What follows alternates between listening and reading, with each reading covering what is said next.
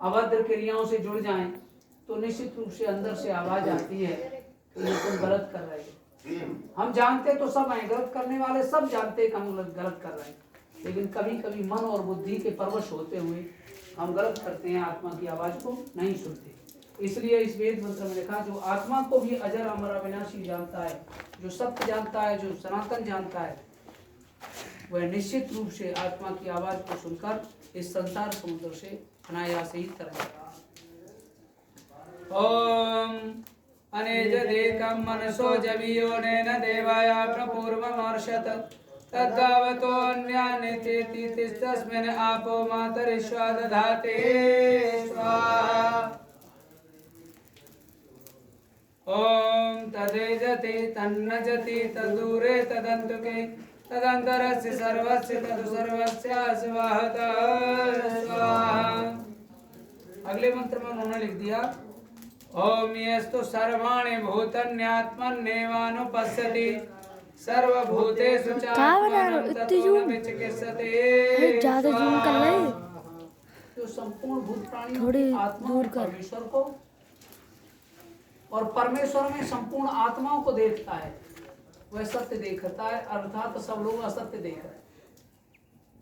आगे के मंत्र में लिखा, ओम यस्मिन् सर्वाणि भूतन्यात्मैवा भूतो जानता तत्र को मोह कशोक एकत्वमनुपश्यता स्वाहा।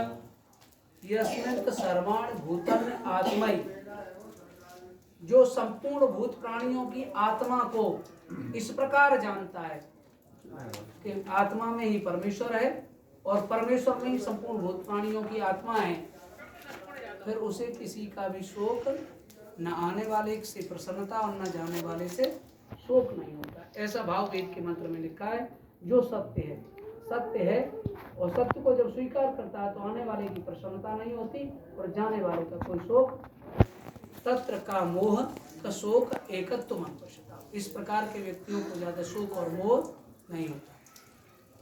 आगे के मंत्र में लिखा, ओम सा परिगा चक्रम कायम भ्रडवस्ना वीरम शुद्ध पाप विद्धम कविर मनीषी परिभो स्वयं भो अर्था तत्थो अर्थान ददाचा सुतेभ्य समाभ्य स्वाहा। अब उस आत्मा की बात करो और परमेश्वर की बात करो, तो इसमें लिखा, सा परिगा चक्रम कायम, वह परमेश्वर इस काया नस और नाड़ियों से रहित है, वह इसके बंधन में नहीं बनता। वह स्वयं भू है, वह जो कुछ जो करना चाहता है सो कर सकता है। हम प्राणियों के हाथ में इसके विषय में और कुछ भी नहीं है। इसलिए हम सब लोग उसी परमपिता परमेश्वर को ही याद करें, उससे प्रार्थना करें, और उसकी जो मर्जी होगी उसमें हमारी मर्जी अगर हो जाएगी तो उसमें हमें सुख और आनंद की अनुभूति होगी, और उसकी मर्जी के विपरीत यदि हमारी सोच हो जाएगी तो निश्चित रूप से हमें संसार में तो दुख और कष्ट प्राप्त ही होगी। ओम अन्धंधवाभिरविशन्ति संभूतिम उपासते ततो भूयैव ते तमोय वेद संभूत्यामृता स्वाहा। ओम अन्यदेवाहुर संभवात् अन्यदाहुर संभवात् इति सुस्त्रम धीराणाम ये नस्तद्वैर्विचक्षरे स्वाहा। ओम संभूतिम च विनाशम च यस्तद्वेदो भयं सह विनाशेन मृत्युम तीर्त्वा संभूत्यामृतम अश्नते स्वाहा। देखिए इस मंत्र में क्या बात करो, एक संभूतिम, एक विनाशम,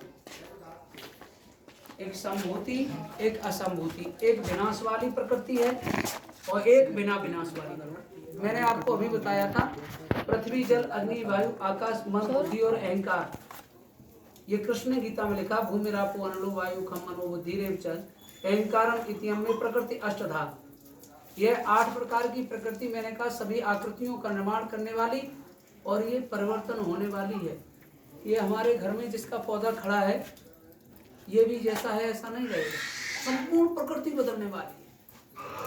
इसको कहा असंभूति और दूसरी को कहा संभूति। एक नाश वाली, एक बिना नाश वाली। तो ये कहा जब बिना नाश वाली चेतन है, आत्मा है, जैसे ही हम आत्मा के साथ इस जड़ प्रकृति को जोड़ते हैं तो ये आत्मा भी अजर अमर और अविनाशी हो जाती है। यह शरीर को भी अजर अमर अविनाशी कर देती है। जिस प्रकार इस परमार्थ के